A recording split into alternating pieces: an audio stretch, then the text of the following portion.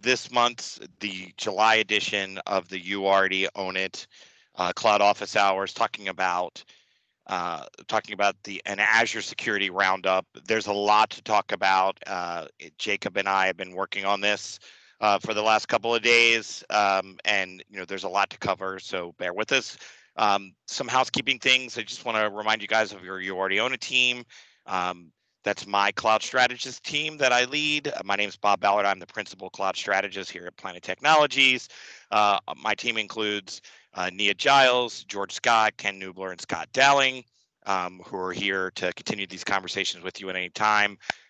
We are constantly whipped into shape by Mary Tucker, who makes sure that we hold up all the things we promise to deliver to you, and we're made possible by the leadership and vision of our Vice President, Steve Winter. So don't forget, as a You Already Own It customer, don't forget you can leverage your You Already Own It benefits. There's a whole bunch of them, and many of you are leveraging them. But of course, one of the big ones is you can email this team, that same team that you heard me just reference before, by emailing youalreadyownit@go-planet.com at any time with questions or concerns, or hey, we want to, I need help understanding something. We'll work with you. Our promise is to get back with you with some kind of answer, even if it's I'm just looking into it more for you in 24 hours, and then go from there. So don't forget about that. The agenda for this week, and I'm going to go quickly because there is a lot to cover. We could have done a 3-hour or 5-hour or all-week call on this topic for sure, but we wanted to make sure we got enough of the good stuff in for you. Sort of, dance around from drilling down on some things and not others. We have a very broad sort of knowledge base on this crew that attends this crowd, so we're trying to have items that are for those that don't know much about the subject and items for those that do, right? So hopefully we hit the mark on this and drill down on enough things so that even if you're experienced, you learned a couple of things, and if you're not, there was we were enough entry-level stuff to make sure the pictures were painted for you so that you could take the next step. On the agenda side, we're going to start off talking a little bit about Azure ATP. Then we're going to break into Azure Security Center, which in and of itself could be talked about for 3 or 4 hours. So we're going to try to get through that as much as possible. I'm going to be leading off with some framing slides on a couple of the topics. We're going to turn it over to Jacob, who is one of our senior engineers on the Azure team, to do some demoing. There's some pretty cool stuff in there. We're going to come back in and talk about Azure Firewall for a little bit more. I think that's probably a topic that there's less familiarity about amongst anybody on the crowd. And then we're going to do a little demoing there, and then we'll open it up to Q&A. We do have a lot to get through, so I apologize if I'm talking fast, but hopefully I can have the balance between how fast I'm talking, the amount of information, and the ability to be clear about it. So with that, I'll get right into it. So this month's topic, Azure Security Roundup, as you know, we're going to start a little bit with Azure ATP. But I do have, before we get into that entirely, just a couple of framing slides from Microsoft in general, because I think it's really important to understand where all this stuff fits together. Right.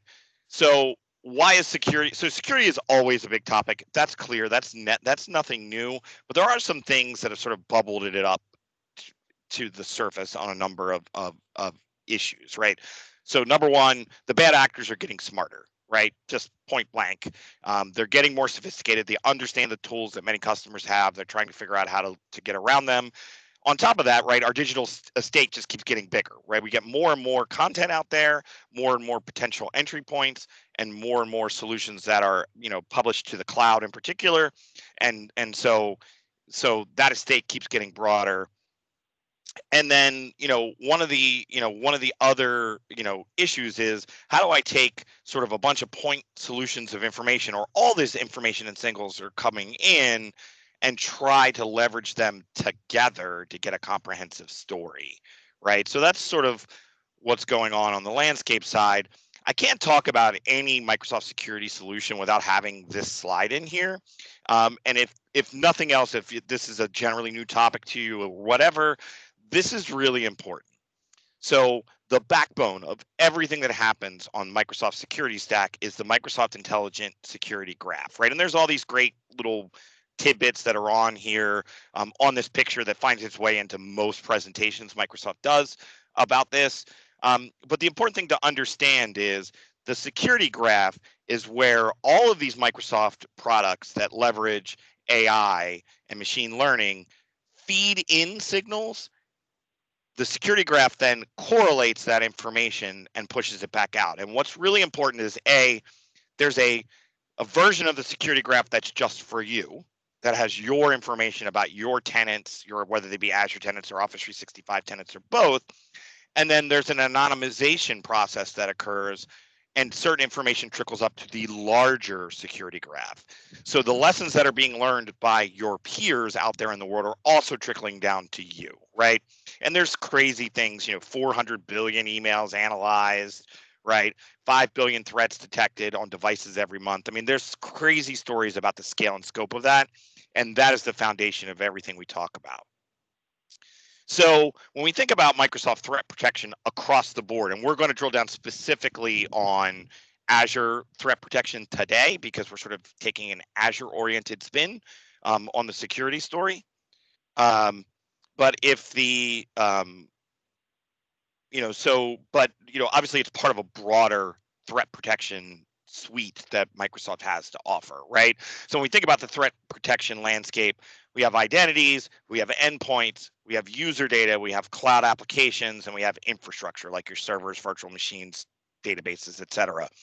All of those things are protected on some level by the threat protection landscape at Microsoft.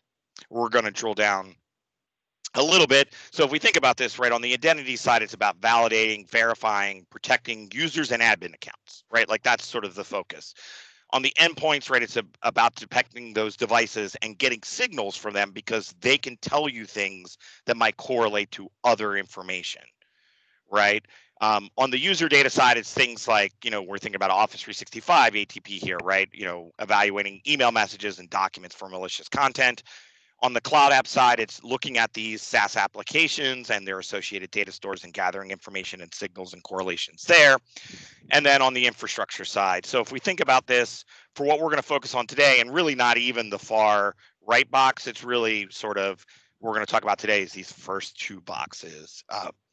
So I think maybe at a future session, we have had this session before, but it's probably 18 months old now, maybe a year somewhere around there. I have to look at the age, but it may be a time to revisit sort of the Microsoft threat protection stack top to bottom and sort of bundle that into another conversation as well. So on Azure ATP, what is it for, right? It's to detect and investigate attacks against identities, right? Whether they be on-prem or in your cloud environments. Right. So I know it's sometimes confusing, right? We have Office 365 ATP, we have Defender ATP, we have Azure ATP. Your identities, whether they're being consumed by Office 365 or your Azure environment, that's what we're talking about protecting with Azure ATP.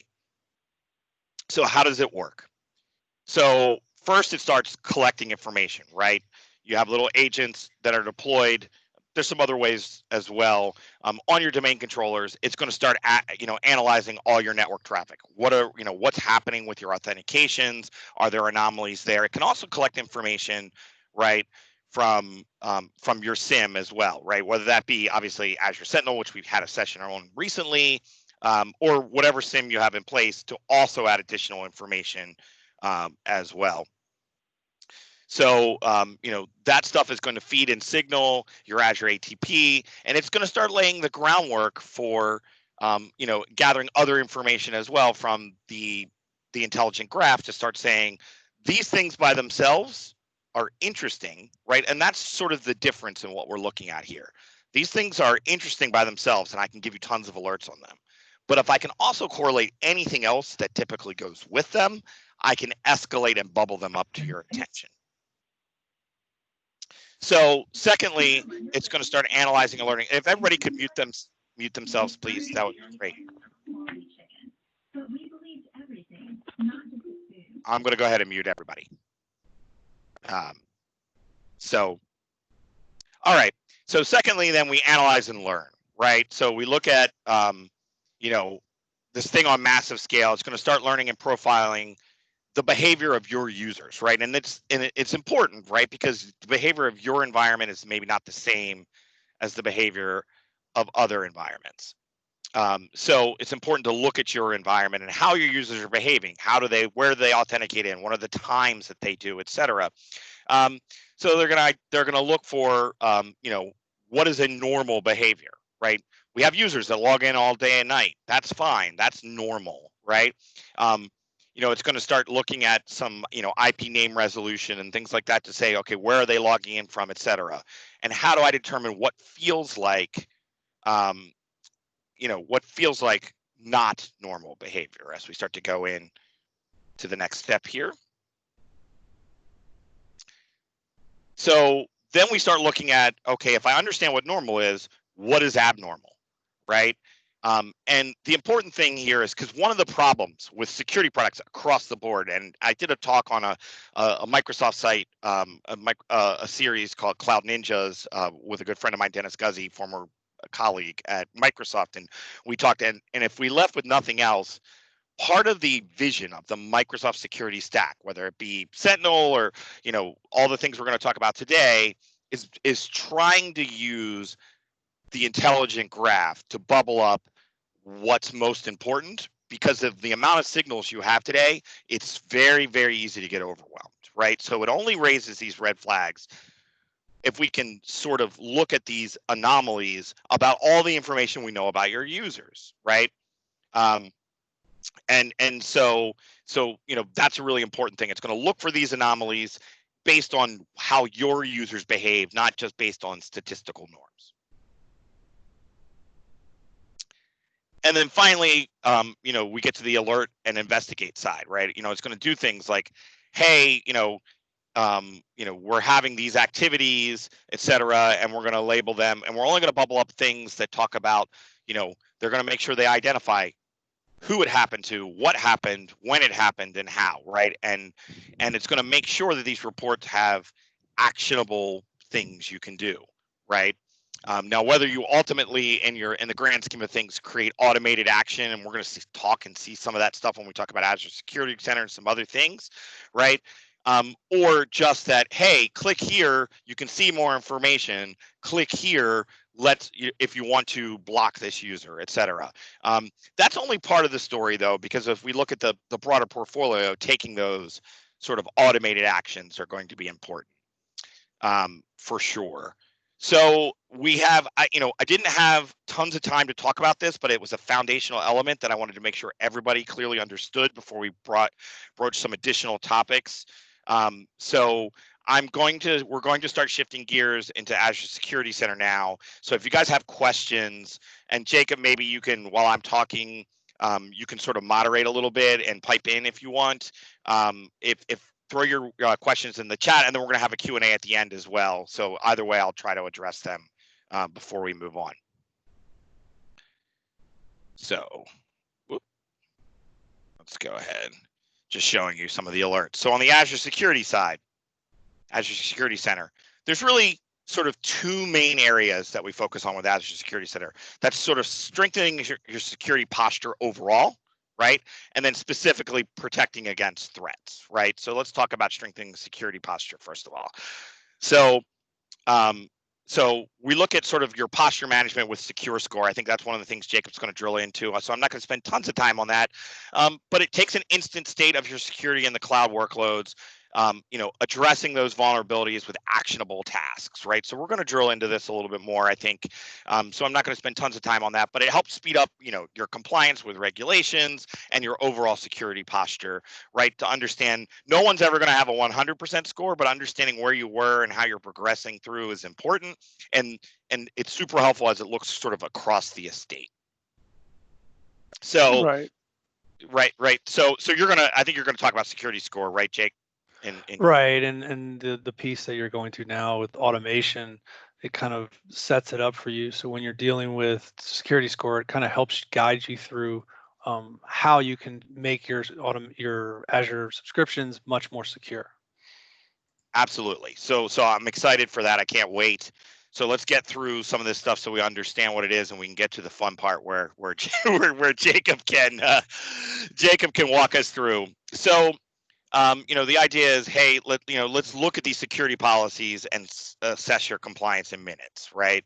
Do we have new machines without antivirus? Do we have PCI non-compliance through these machines?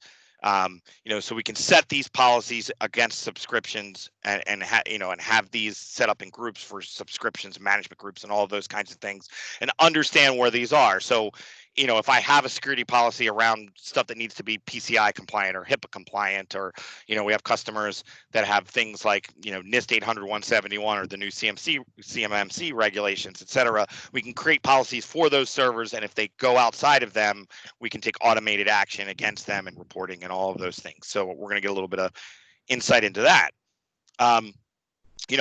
Again, make sure that if they're out of compliance, we can get reports that they're out of compliance, and that's super awesome, right?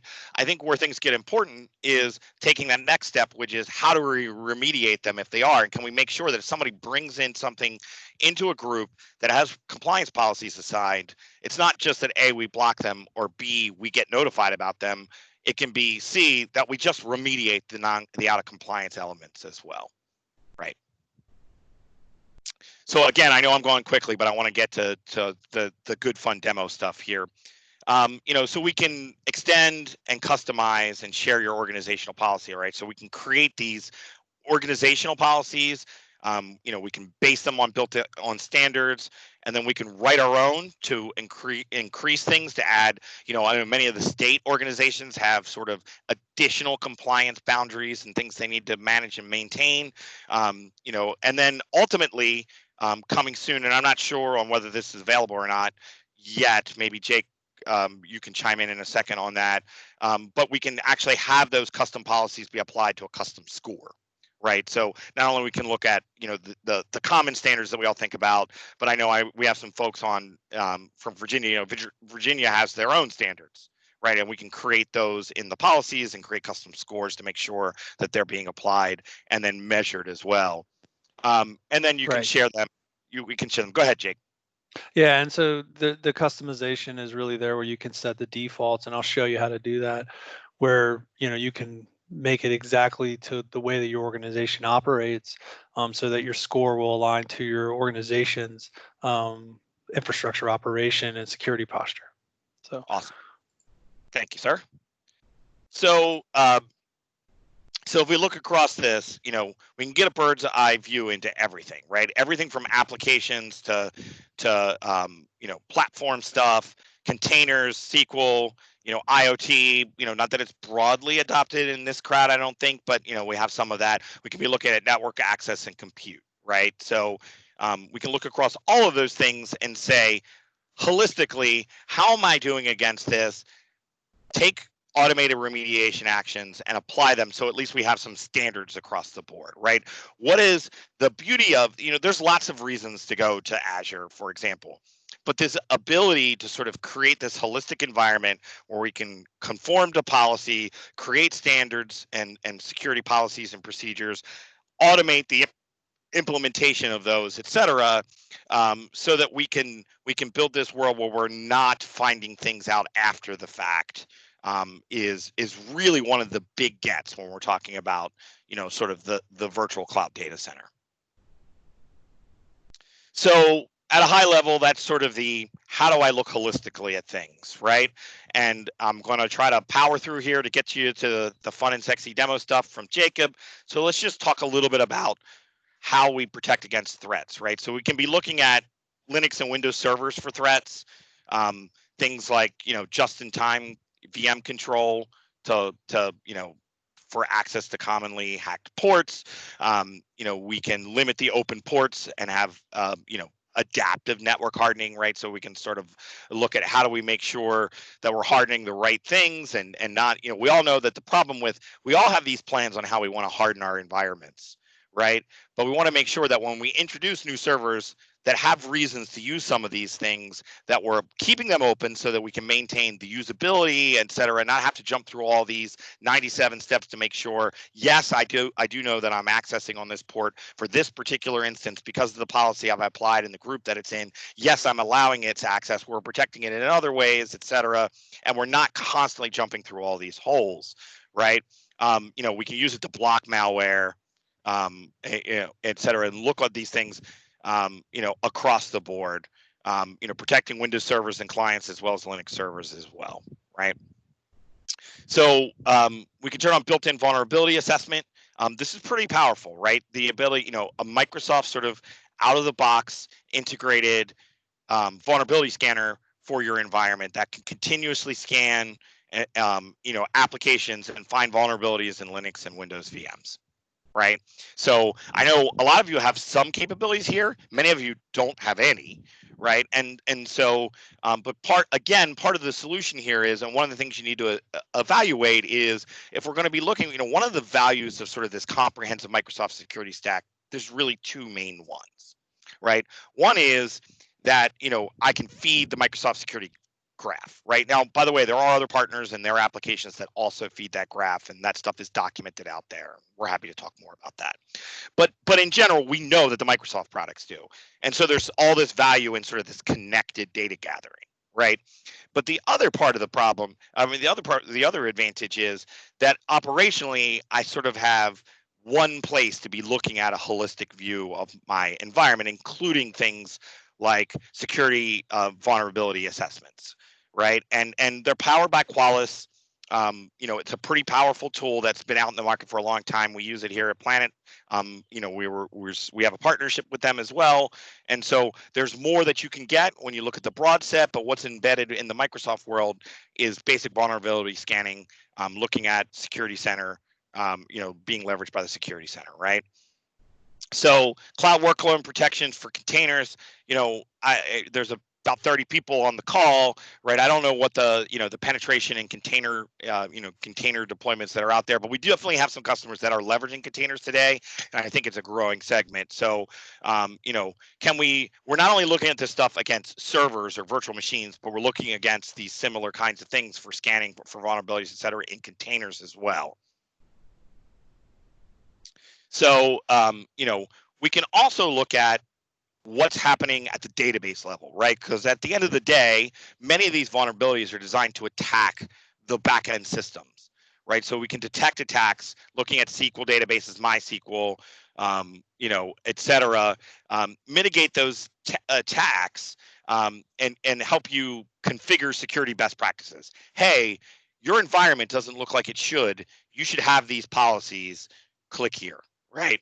And also storage account protection, right? To help detect these threats and misuse of that. Am I finding a vulnerability and storing information in your environment? We can also use this to start to classify and label and protect sensitive data, right? So one of the other big problems that we have is we have all these applications, we have all these SQL servers, and oftentimes there's not a very predictable, reusable, mostly accurate way of assessing what the content and data is on there. So can we identify the data that's in there, identify it as maybe having PII or other kinds of labels that we need to do, and apply extra protections against those. So so we can so we look at some of these. We talked about vulnerability assessments already. Looking at advanced threats and SQL storage, hash reputation analysis, et cetera, so that we're not, taking those vulnerabilities and exploiting those, and advanced protection with Azure Key Vault, right? To start to say, how do I identify, my most sensitive information, apply Azure Key Vault, and make sure that we're not looking, and then by leveraging that, looking at it to make sure there's no way nobody's trying to exploit that infrastructure. So I'm not going to spend too much time on that.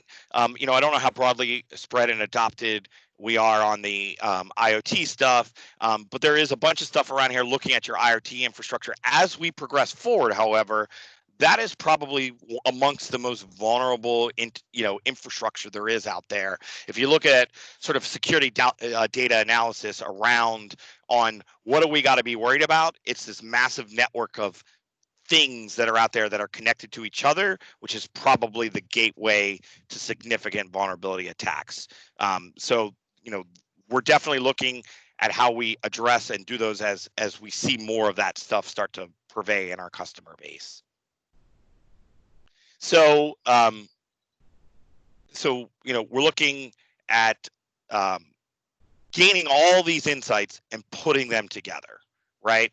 So we're looking at network management stuff, we're looking at the applications, the actual virtual machines themselves, all of that stuff together combined when we're looking at Azure Security Center, as well as some of the other things like Azure Information Protection for Identity and some of the other things that sort of Roundup out that are out there in the infrastructure for Azure, combining it all together to sort of have an end-to-end story that's integrated, right? We're protecting your cloud native assets, but we also can protect on-premises assets with a lot of these tools as well. Gain information from one element of the solution to help analyze information coming in from another element, right? That is the important part of the integrated story. So with that, I'm going to go ahead. Just one more point, I guess, really quickly. I'm going to turn it over to you in 1 second, Jake. We had a whole session on Azure Sentinel, but obviously that's a part of the story that sort of plugs into this as well. Whether that be, by the way, and I understand many of our customers already have SIM solutions that they're leveraging. They also plug into the story, and we can talk about how they go together. But all of this stuff connects back and forth. So the data feeds that are coming from Azure Security Center and from Azure Information Protection and all these other sources can be fed into your SIM solution. And many of you have outsourced SOC solutions as well that can all help feed that information. So with that, I'm going to go ahead. Why don't you go ahead and take over and give us a little demo on how some of these things work, Jake.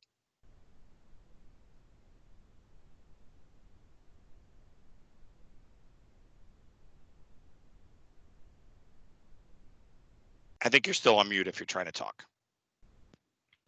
Thanks. Hi, everybody.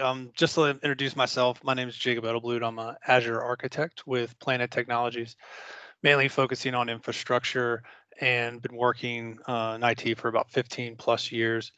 Spent about 6 or 7 years focused on cloud. To kind of just really start bringing home what Bob was bringing up, we're going to do a little demo on Security Center. We're going to do some general work, and then we're going to get real specific and enable some things.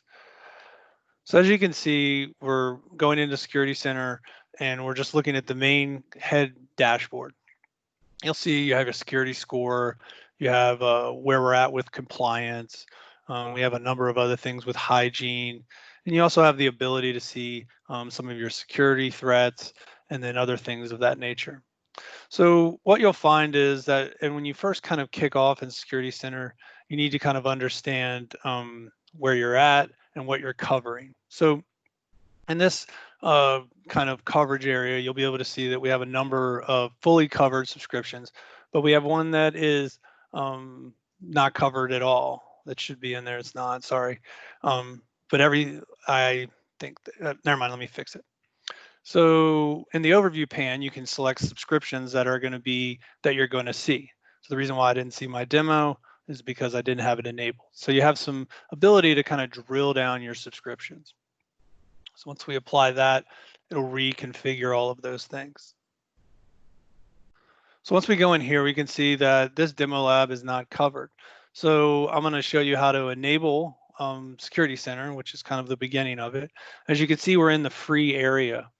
And the free area is a good way to start, but you're really not leveraging Security Center for what you need it. And you're not really getting, the butter on the toast, as they say. You need that just-in-time VM access. That's a huge one in the cloud, for example. And the other thing to consider is some of the, the costs that will come with that. based off of what it's monitoring. And you have some really good flexibility here because say, okay, we're not a Kubernetes shop, so I won't even enable it just for Kubernetes, and we'll enable it for everything else. So at that point, you can select standard and then kind of fine tune it if you need to, and then click save. So we'll let that kind of kick off and do its thing real quick. And as you can see, it's already done and it's enabled. So as you kind of go through looking at this, you see the pricing, and we just went through that, and you can see you can apply it to specific subscriptions. The other thing that Bob talked about, right, is the community area. It's more of a GitHub repository where you can get help with some of the real custom work that you would be doing in Azure that's unique to your organization. So these are some of the things you're using: Logic app, playbooks, recommendations, maybe some scripting or something like that. So this is a good community area that launched recently. So we've got our coverage kicked off for our demo lab, and that's essentially in the process of working. It just takes a second for the portal to update. And then we can go into security score. And this is where you kind of get the real nuts and bolts of what we're looking at with Security Center. And it gives you an idea of where we're at from a security perspective based off the standards that Microsoft provides. So if we go into, say, this one subscription, and we're looking at the recommendations they provide. So we have 45%, and that's 25 out of 56 possible points. Now I'll review with you how to specifically change that score if you needed to customize it, as we noted earlier. But in this demo, we're gonna say we want to look at encryption data in transit, and we're saying, okay, our function apps, we want them all HTTPS only. So that's what's great about Security Center, is it bakes in the solutions for your administrators, gives you an ability to do quick fix. I can select the functional app that I want to remediate and essentially kick off that remediation. And then right now it's in working and enabling that feature, which will eventually affect my score and make my environment more secure, and that quickly. So that's really the power you're getting with leveraging security score and the recommendations. I find that this is kind of really taken security and automated a great deal of it. So as you kind of get into this, right, you start to think, well, I need to have, really refined policies because I'm, a NIST shop, or I'm very specific. So Microsoft provides you a number of policies, which is a platform that gives you the ability to control what each subscription does to a degree. So when I was talking about that customization, right, this is Azure Security Center's default security policies. If you view those effective policies, you can see these are kind of all the policies that Microsoft is using to determine those scores for all those areas. So what you can do is you can open those up, and then you can essentially go into this parameters, which is this is kind of another Microsoft area, and you can arrange those parameters. It was just loading because there's so many endpoints and such. You can go into those and you can disable these features. And then you would have the capability to say, okay, we don't need this in our organization, but we want to use the scoring system to help, executives and upper management stay on top of where we at with security based off of our parameters. So that's the kind of fun, cool, like customizations that you have with Azure. Also, policies kind of interlay, right, with compliance, and compliance is kind of all part of our standard day to day. PCI and ISO and SOC is out of the box with Security Center. You can even add more standards. You can get into NIST 800 or HIPAA, and you can enable these. Now, the thing to note is that Microsoft is very clear on this is a really good start to getting you understanding around compliance and getting you a large percentage way there. Planet, we work specifically and do this kind of work where we help somebody get much closer to prepare for an audit. But these features will get you like halfway there from a compliance perspective, which is huge, right? I mean, that saves you a lot of time, it saves you a lot of headaches, and it also, gets you in a solid place where you can, display this information to auditors very quickly and move on with your day and move on with what you do.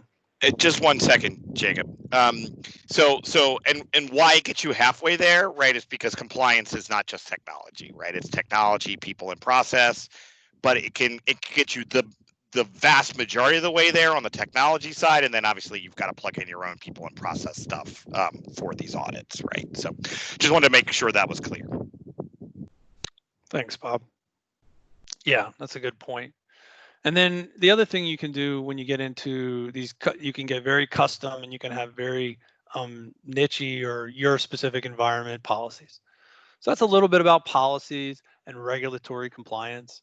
Here you can get in to PCI and you can see the specific control IDs that are tied to that compliance, and then what in Microsoft is doing to essentially enable that. And then are you in compliance with that with all of your VMs? So it really kind of helps and gets you really in a great spot for compliance. So as we keep going down the stack, you get into the recommendations that we saw earlier when we were looking at our security score. And if you look over here, we've got that successfully remediated.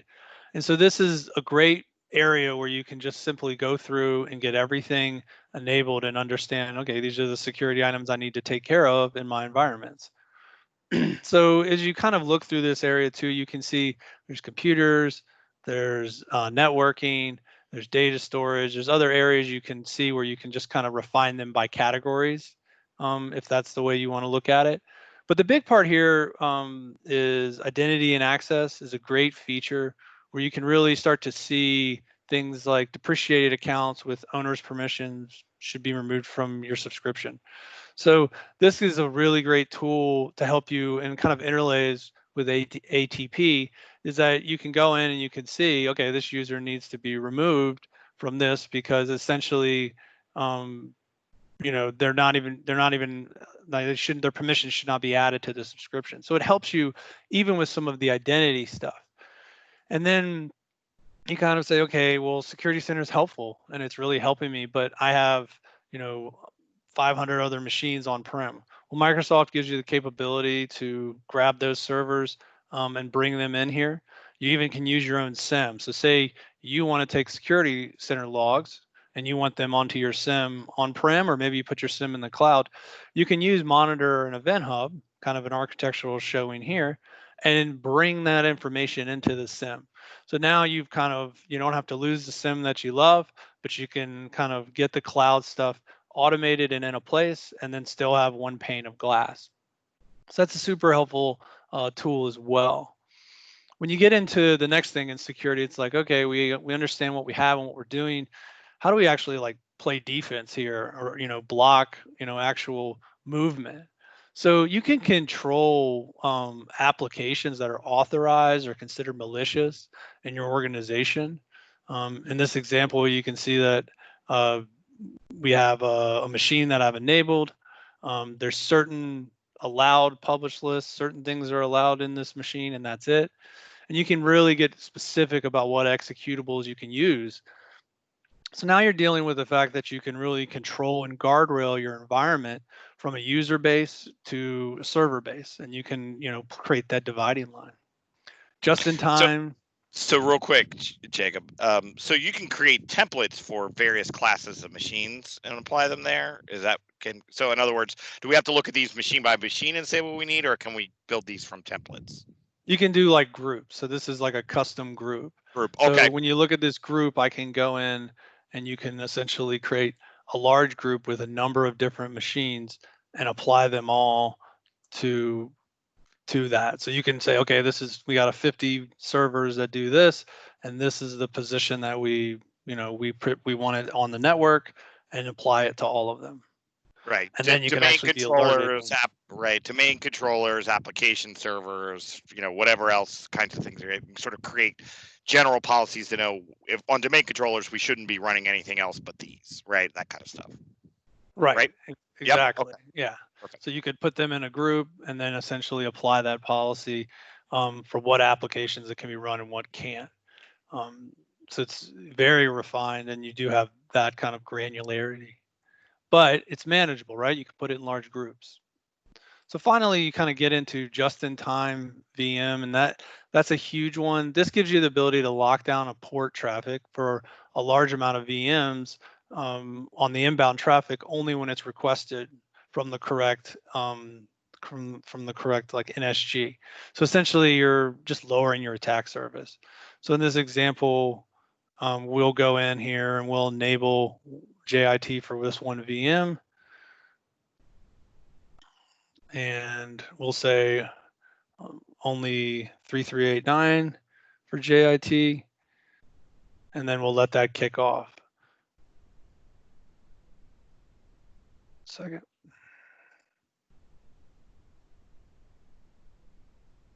So essentially, now this is in a healthy state and it's kicked it off.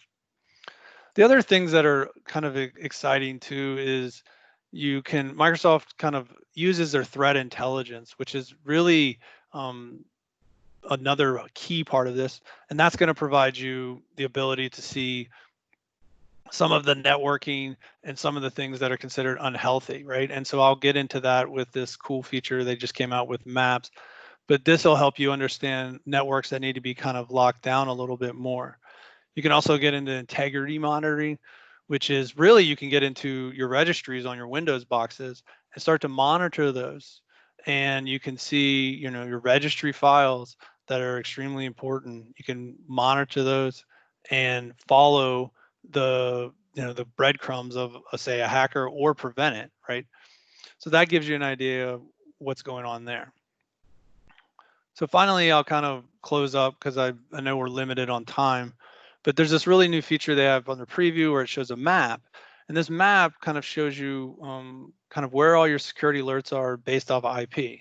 So like if we went to Eastern Europe, which we all know is kind of a little bit of a place where this happens, you can go into the VM and you can see the actual IPs and the state and the locations where things are coming from. And so that's a really helpful thing where you could start seeing patterns, where you could start enabling rules to block it. So it's extremely helpful from a visual point of view, as well as Microsoft provides a take action, right? So now it's saying, okay, there's network hardening, let's do that. Let's encrypt the disk on the VM, things like that, log analytics agents. So it's super powerful from that perspective as well. So I know I've covered a lot, but I hope that's really helpful. I think Azure security is pretty much a standard that we always try to promote because it basically allows a few amount of administrators to manage a large amount of machines in a secure manner. All right, let's pop up. I think it's going to start me to the beginning because I clicked it incorrectly, but that's okay. I can skip really quickly to where we need to go, and we'll talk about Azure Firewall for a couple seconds, and then we'll have another quick demo. I think we're fine on time, Jake. So thanks. Nice job of talking about a lot of things in a short period of time. All right, so here we go. Here's our demo. Let's go back. Okay, so Azure Firewall. So look, there's a lot of stuff to talk about here, and we want to save some time if there are questions. But I think in discussing with Jacob earlier, this is something that's really powerful and really should be sort of considered as part of your virtual data center architecture, right? So we can have central governance for all our traffic flows in these Azure environments. So as opposed to just getting an appliance and putting them in and thinking about this infrastructure in the way that you would think about a classic infrastructure, right? Understanding that your Azure firewall network looks different than that, right? So we can build in high availability as a service, right? We're not talking about a virtual machine that's offering firewall services. We're talking about a platform service that's offering firewall services. So we don't have to worry about, what happens if the machine gets overwhelmed through, various attacks, et cetera. So we have ultimate scalability there. We can apply, the logic that's behind things on network application traffic filtering, all those things you'd expect in a classic firewall. And it can be, natively understand sort of, the VNet infrastructure that you have in place underlying your virtual data centers, right? We got centralized logging, and it's really designed to sort of take advantage of the capabilities, whether that's DevOps, service tags, some of those other things that are built into the Azure sort of fabric there that we can leverage in this infrastructure, right? So hold on one sec, there we go. And then, so, we have everything from, the classic application rules, with, FQDN filtering and all of those, data infrastructure rule collection, to these fully stateful network rules, leveraging service tags, right? So we can actually, sort of think through some of those things. It's recently released, although that recent is a relative term in the in the Microsoft pantheon. But there's a couple of things as to why Jacob and I, when we're talking about this, is something that we want to evangelize to this group, right? So why do I look at this? So I think there's two key reasons. So one is, you're building this completely redundant, natively scalable and healable infrastructure to handle these virtual data centers. Why are we not taking what is one of the most important elements of that infrastructure and building it on that same fabric, right? But then secondly, the really important thing is operationally, this integrates in with all the other tools. And I think we'll get into that a little bit when Jacob does his quick demo. But it's part of the same operational fabric that you're already running Azure in, as opposed to a separate secondary fabric of, using your insert third-party brand, virtual appliance, et cetera, in the Azure environment. So with that, so that you have enough time to show a few things, Jacob, why don't you take it away?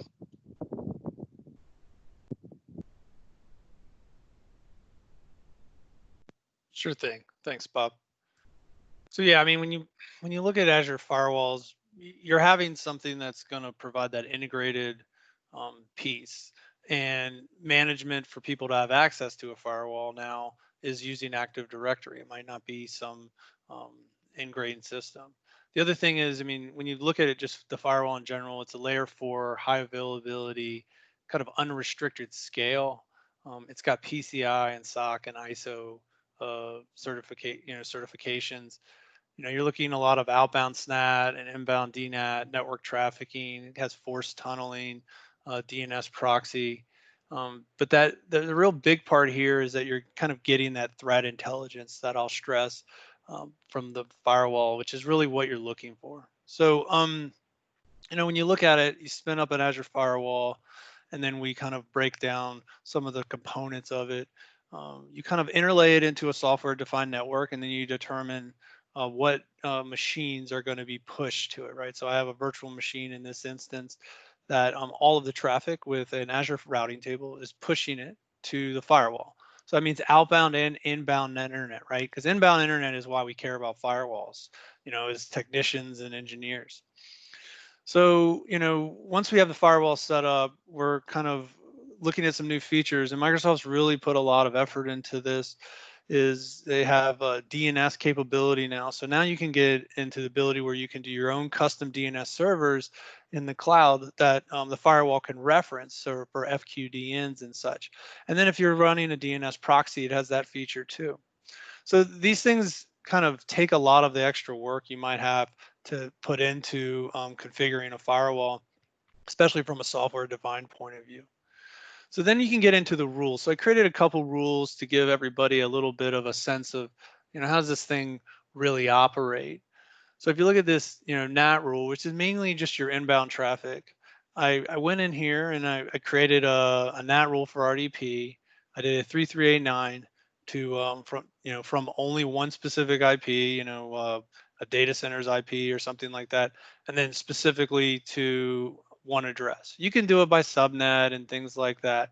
And obviously it has the capabilities for your translation port and your destination port and all of those pieces. And then, you're pointing into the internal IP when you're making this rule. So it's got, classic inbound rules with some capability to be very custom. When you get into the network rules, right, this is more of your outbound piece. And this is going to be where you're going to be able to say, okay, like I'm going to allow DNS from my CenturyLink DNS servers on this specific port. So you really can get refined, and you can do service tags, and you can do FQDNs as well. And that's where, leveraging that DNS. So here's a classic where they put time.windows.com for your servers, so you can make sure they all have that traffic to update the time on their servers, for example. So that's a good, nice set of rule sets right there to give you an example. The other piece of this is you're looking at application rules, and these are kind of going to help you get really refined with what can do what. So here I'm allowing Google, I'm allowing a user on this machine to access Google. And you can also do actions where you can disallow, right? So you can really start to refine user activity or exposure, right? And so that's extremely powerful and pretty common that most firewalls can do.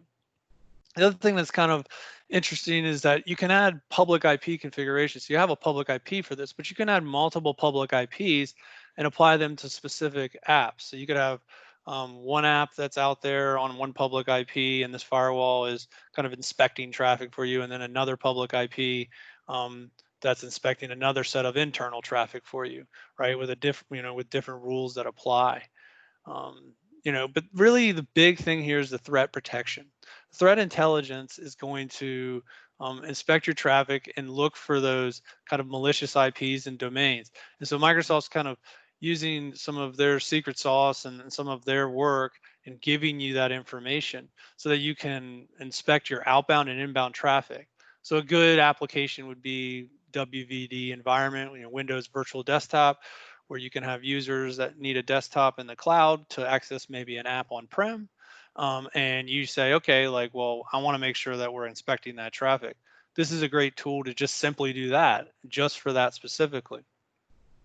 So then you grow, right? We grow as an organization and we say, oh, we need more. We have 5 or 6 of these firewalls. I don't want to manage, all of it with just one at a time. So then they have Azure's, firewall manager, which really is going to kind of another whole, essentially another whole cast there, or a whole nother demo. But it gives you the ability to kind of manage all of these at a larger level, and integrates with Azure's Hub virtual networks, which is kind of the new way to manage larger networks. And then it also has policies and security partner providers, so you can integrate with some of your other providers as well. So it's extremely powerful. It's a very quick setup. It's not going to be dealing with a ton of licensing that you would deal with, say, with any other firewall provider. And it's going to integrate well, and you can manage it with Azure Active Directory. So that was just like a little run through of Azure firewalls and how powerful it is. I really appreciate you guys letting me share it with you, and we're all open for questions. Absolutely. So if you guys have any questions, feel free to open up your mic and ask them, or type them in the chat window if you're feeling shy.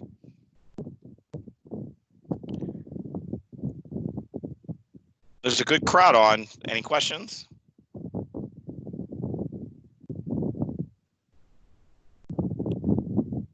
Going once. Going twice. All right. Well, it looks like there's no questions on the content today. We'll make sure that when you guys get your follow-up email, you'll have access to this recording. If you want to send it to other folks on your team, feel free. If you think of anything else after the fact, etc., please feel free to reach out to the team and ask further questions, either myself or Jacob or anybody on the team here at Planet that can help you with any of the information. And hopefully you guys are staying cool. I know it's hot just about all over the country right now. And with that, we'll see you next month. Thanks, everybody, for joining. Thank you.